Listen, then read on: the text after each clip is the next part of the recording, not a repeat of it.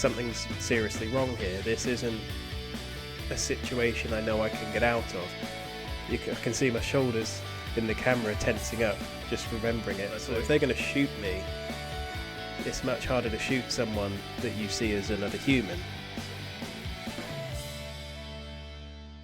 Today I thought I'd share a really terrifying experience I had on the road.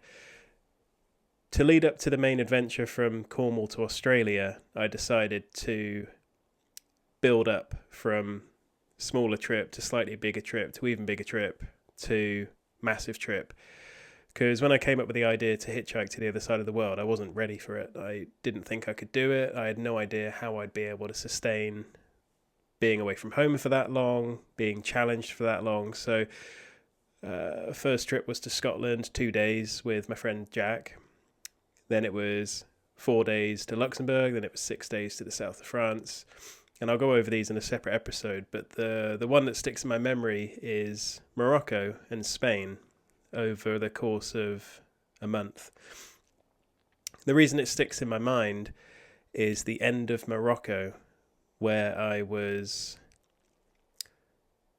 I'm not really sure what happened. I'll tell the story, but it was all in Arabic. It was all beyond me. I had no idea what was actually being said. All I know that I felt very threatened, and there were guns around. There were soldiers or armed police with machine guns shouting at my driver, shoving them against the car, being quite nasty, being quite rough. And it was the first and only time on a hitchhiking adventure that I felt like my life was at risk. And the way I handled that situation, I think, is quite interesting. And it could be useful should you ever find yourself in a situation like that. So what I'll do is I'll lead up to that event, tell the story of it, and hopefully process it while I'm telling it, because I'm still not quite sure what happened or how I feel about it. All I know is that whenever I come to tell it, I shrink up. I get quite scared again, because I think it was a very close call. So I'd already done a few small hitchhiking adventures, and I had a month off work. I was doing seasonal work at the time, so I could take a month off. So took a cheap flight to Gibraltar, which is right between Europe and Africa on the far left, where Spain is, bottom of Spain. I'm sure you know where it is, and Africa. And took the plane there, camped underneath a multi-story car park, as you do, and spent the day in Gibraltar. Next day, walked down to the ferry port to Morocco to try and find a lift, and had no success the first day. Ended up, even at that point, I felt very unsafe. So, and that was still in Spain. And so I spent the night in a portable toilet, one of those portaloos you find at festivals, because it had a lockable door. That was the only reason.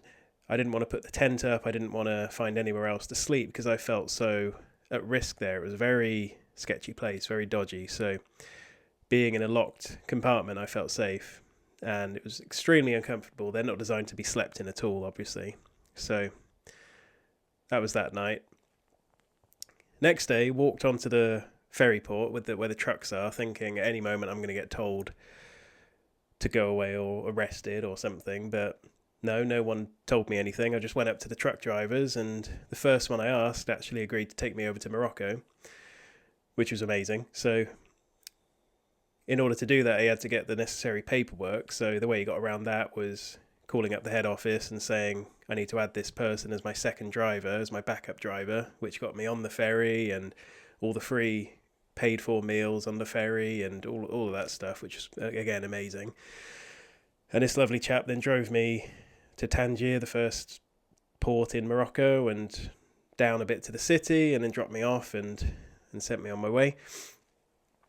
And over the course of that, it was about 2 weeks in Morocco. I just went further and further south towards where the Sahara Desert starts. And what I found was it was just a really, really lovely place, very kind. It was a Muslim country, so very hospitable people. They quite often went above and beyond what I really expected of a driver. It wasn't just taking me from point A to point B. It was making sure I was healthy, happy. I had a cup of coffee, I had food, because at the time I had no money. I was trying to save for the big hitchhiking trip while also doing this one, while also having a month off, while also all sorts of things. So I had no money basically. So they made sure I was fed. Obviously I went to the shop and bought bits of food here and there, but yeah, very lovely people. So spent about a week comfortably hitchhiking and heading down south, and then got to the Sahara Desert, thought that's enough for me, start heading back up. And it was really just, the only reason for this trip was really firstly to see a new country, but also to just become comfortable being away from home and become comfortable being on an adventure for that long. So normally after about 4 days of wild camping, I've had enough and I need to just go home. But I couldn't do that if I was going to be away for what I thought was going to be 6 months. Ended up being 2 years, but I had to get comfortable with being uncomfortable, being miserable, being smelly, all these things, being hungry, thirsty, sleep deprived, and having to make progress and having to carry on and also talk to people and look friendly and approachable. So I got picked up. So it was just a case of I have to become comfortable in this way of life. And I did, but it came at a cost. So coming back up north, past all the same sorts of places, took a slightly different route at one point, saw the Atlas Mountains, all of that. And then towards the end, my final lift back to Tangier, these two lovely Muslim men picked me up, and it was a long ride. They took me most of the way. I think it was about 3 hours or so that they took me. I got to know them quite a bit, even though there was a language barrier. It's really strange how that can happen, actually. You tend to pick up on a lot more than just the words when you can't understand what they're saying. You pick up on body language and gestures and all that sort of stuff. And the odd word the odd word here and there is the same in many languages. But anyway, so we had a flat tire. We had to wait on the side of the road for someone to pull over and help because none of us knew how to change a tire. They were going through all these toll gates and tailgating the car in front so they didn't have to pay. And after about the third toll gate, we got pulled in. And it's a really vague memory now, but I remember we pulled over to, there was a collection of about, I think it was about 8 or 9, I think they were armed police or soldiers, one of those two. And they all had guns on them. They had submachine guns over their shoulder, ready for whatever. And there was a head guy in charge. He had a funny military hat on. And I just thought, yeah, whatever. It's a police checkpoint or whatever.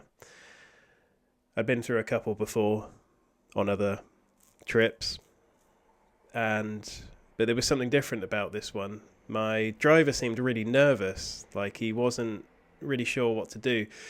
But he got out, his friend got out with him, which I thought was strange. And they started talking to the armed soldiers, and an argument broke out, and voices got raised, and I was sitting in the back of the car for about 20 minutes, just trying to stay calm, and it was such a long 20 minutes.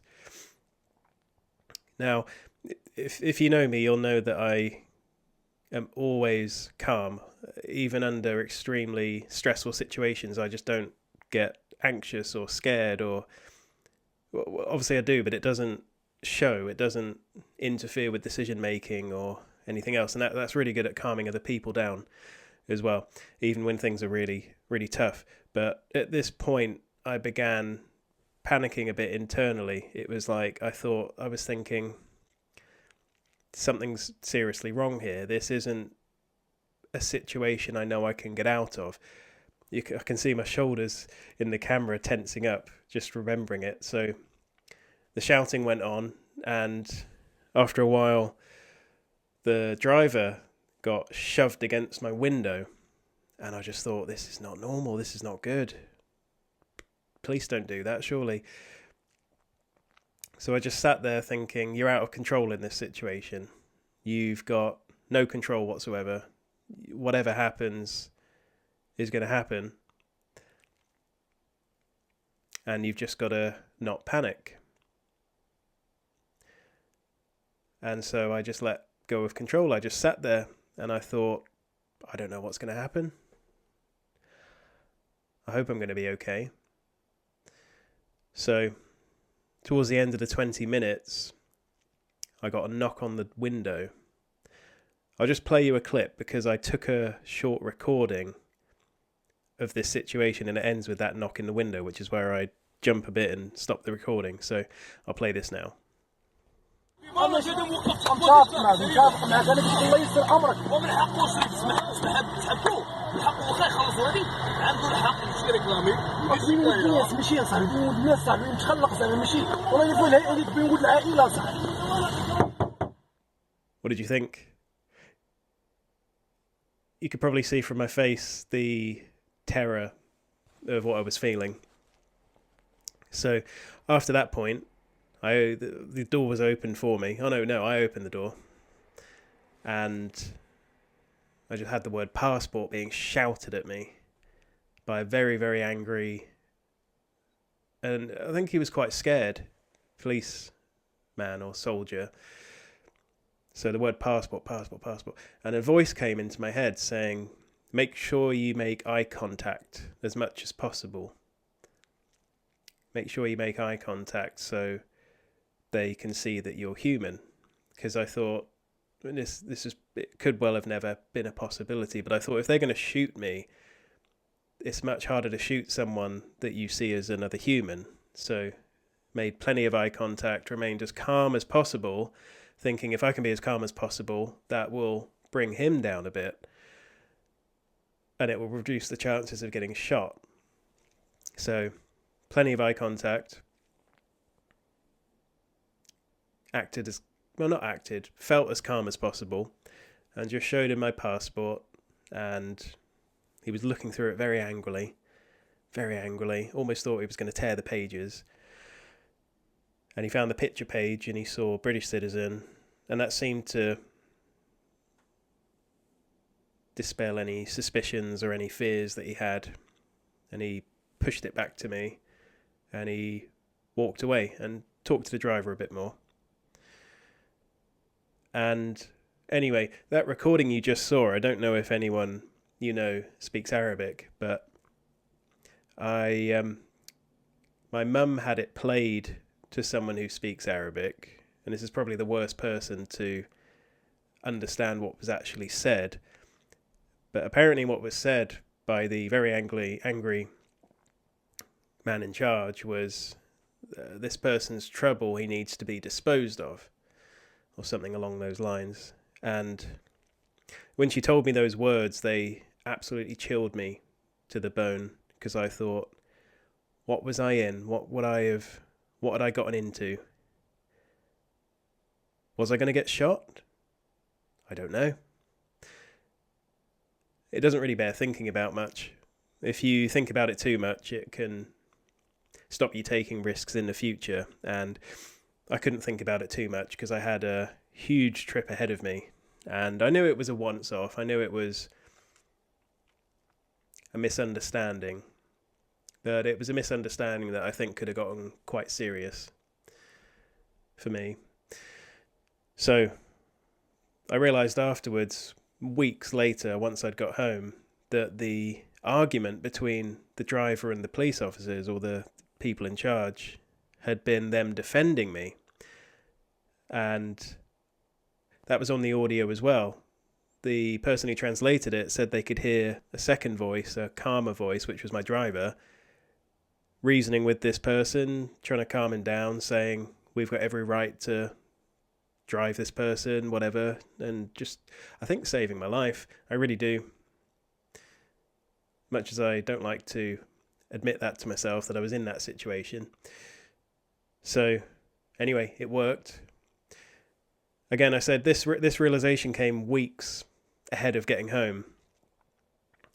In the meantime, after we got let go by the armed, scary men, they drove me to Tangier, the two drivers, and bought me some food. I got a pizza and a beer. And while I was eating this pizza, I'll put a little picture up of them now, actually.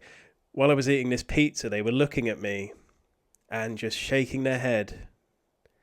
They were shaking their head like you, as if to say, you've got no idea what you've just gotten out of. You've got no idea how lucky you are right now. And I didn't at the time, I really didn't. And they were just looking at each other like, this is so funny. He just has no idea what could have happened, what he was in just then. So that was that. After that, got the ferry over to Spain, spent the night in the ticket office beforehand, and got the ferry over and spent the final 2 weeks travelling up Spain.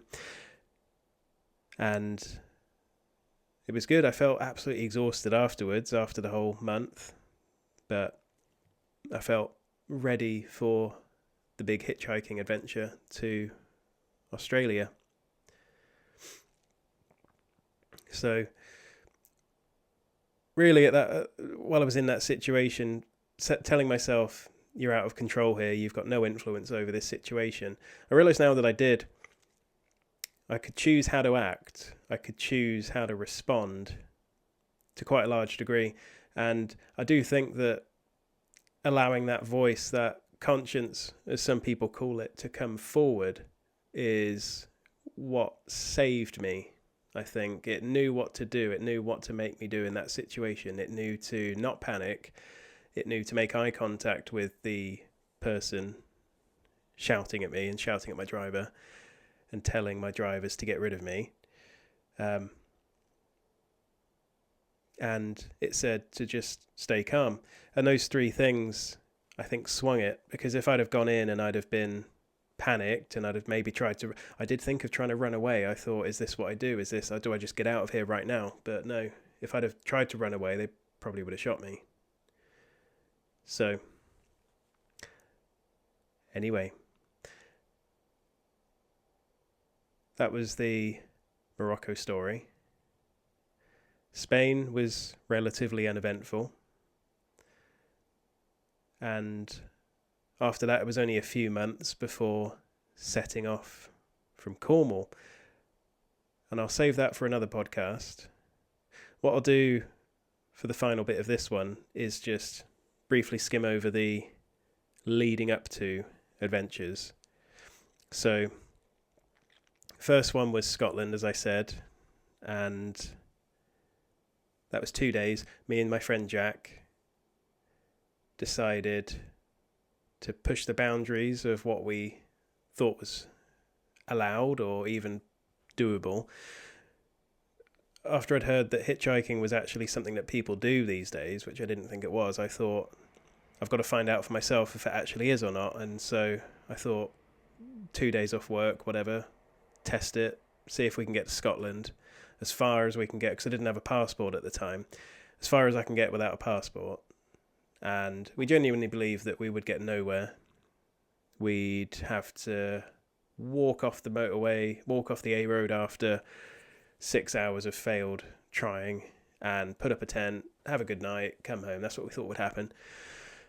But within a minute of putting our thumb out, I couldn't even finish the sign that said M5. Before I'd even finished the sign, we'd been picked up. Jack put his thumb up, because I was too scared to, actually. I'd got Jack to do it. And we got picked up, and then got picked up again, and then before we knew it, we were in Manchester. Made a few mistakes, had to walk for about 4 hours to get back to a motorway service station. But that was it, and then within a day and a half, we were in Scotland, and we'd made it. We'd made it purely by hitchhiking, by relying on other people.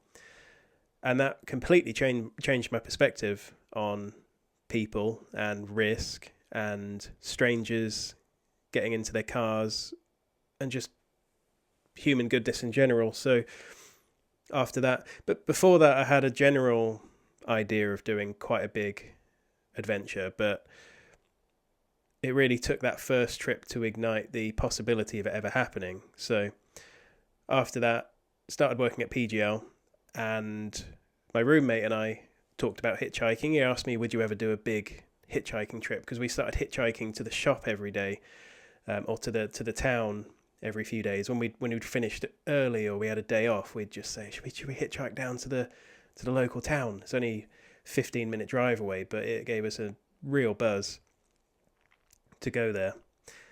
And so that's what we did. We just practiced like hitchhiking here and there, and we'd always get picked up by the locals, which was really exciting. And it was one day as well, we walked to the ice cream shop with 5 other staff members, and we joked on the way back. It was like an hour and a half walk there, hour and a half walk back, but it was worth it. It was the best ice cream place in the UK.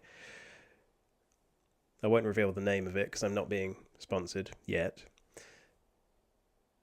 And we said to our friends, we said, oh, it's taken ages. Imagine if we just hitched a lift. And they all joked, because they didn't know we'd done any hitchhiking before. They were saying, oh yeah, imagine, haha, yeah, you're not actually going to do it though. So we let them walk on, put our thumbs out, and then we overtook them in the car, and they could not believe it. And it was so funny to see that disbelief in their faces, and the annoyance as well that they had to walk back without a lift. So that was that. And then after a few more weeks, we booked 5 days off together, and we said we're going to hitchhike as far as we can before we have to come back for work. So we made it from the UK to Dover, to France, Belgium, into Luxembourg.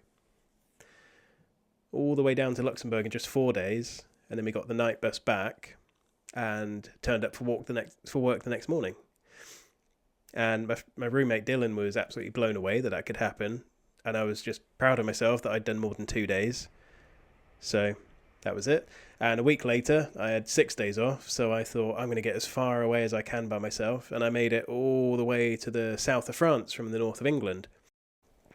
So by this point, I was really quite practiced, I suppose, in hitchhiking, and I felt very confident in surviving while going, keeping up my food, my water, finding a comfortable space every night consistently, because they were very big worries, going away from what I know, where I know the shops are, where I know my bed is, and there's water accessible, things like that, because obviously you need them to survive. And going into the unknown on the road where you're completely at the mercy of where people take you, it could be anywhere, to know that I've every day kept my water up, kept my food up, and found somewhere to sleep was really reassuring. And that I could get enough sleep as well. So I could sleep anywhere. The most uncomfortable, noisy roadside, I seemed to be able to just sleep there. So that was reassuring. And so after that, it was the Spain and Morocco trip. And no, before then, there was one more day. I hitchhiked from all the way up in Newcastle. I was seeing my girlfriend at the time, and I had to get down to Cornwall to visit some friends. It was like a couple of weeks off, and that was absolutely horrible. That was only 2 days, and then one of my friends was going down anyway from London, so they picked me up. So still hitchhiking. I didn't give them any money for petrol, even though I probably should have done. But yeah, it made me really think, did I want to do this trip at all? Because I got so uncomfortable and so miserable on the morning of the second day.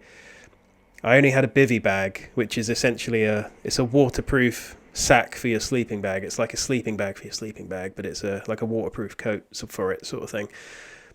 And that's all I had. I didn't have a tent because I was being a bit silly. I thought, I don't need a tent, I'll find some shelter somewhere. But there wasn't any shelter, so the heavens opened on me. I got so drenched. My sleeping bag was soaked through, and I was soaked through, and I was cold, and anyway, it was so horrible. And I packed away the next day. I wrung out whatever I could, and I packed it in, and my bag was so heavy, and then no one picked me up because I looked so miserable. I actually looked homeless. The person who picked me up that morning only did so because there was a lot of traffic on the motorway, and the slip road going off the services was backed up. No one else would pick me up. And he picked me up and he said, "Oh, are you a homeless man then?" And I just thought, is that how low I've gotten? Is that what I look like right now? I look that defeated. I felt like it. And so I just explained, no, I'm not. No, I'm going to do this big trip and I need to practice for it. And he thought he was blown away by that. So redeemed myself, I suppose. But yeah, after that, I just thought, what if that happens again? Because that night I'd hitchhiked because it was on the way. I actually went to my mum's house, and there I could hang the sleeping bag up in the airing cupboard. I could get my waterproof coat out. I could wash all my clothes, and I thought, oh, this is just reset me. I feel okay now. But I thought my mum's house isn't going to be there, and what if it happens again? What am I going to do? Like, what if I'm on the roadside with soaking wet gear and I can't sleep? What if I have to keep going through the night? What if this? What if that? And I just thought, learn from this. Learn from what you've stupidly put yourself through now. Get a tent, even just a thin, small, one-layer tent that weighs nothing and is tiny. Just get one of them. Just make sure this doesn't happen again. And then I realised that's why I've been doing all these small trips, is to make mistakes. It's not just to get comfortable with all the things I've mentioned. It's so I can learn from it. And so when I am on that big trip, stupid mistakes aren't made anymore, or at least fewer stupid mistakes are made. There were loads of silly mistakes that I made on the trip, but none of them so fundamental as getting a wet sleeping bag, which, if you've ever tried sleeping in a wet sleeping bag, you'll know is beyond miserable. So that's it. Thanks so much for listening. I just wanted to say as well, thank you for being so supportive so far. There's been quite a lot of interest in the show, which there's been a lot more than I thought there would be. Within a week, I'd already had 100 views on the first video. So yeah, I think that's down to everyone sharing it and telling people about it and commenting and such. So definitely keep that up. I'm going to try something new next week, which is at the end of the show, I'm going to ask a question from the audience, because there's been a few questions coming in recently about the trip and about, there's one really, really good one I want to answer next week. I'll share it next week. I won't share it now. Keep a bit of suspense, but I think it'll be really good. It'll add on something to the episode. So again, thanks again, and see you next week.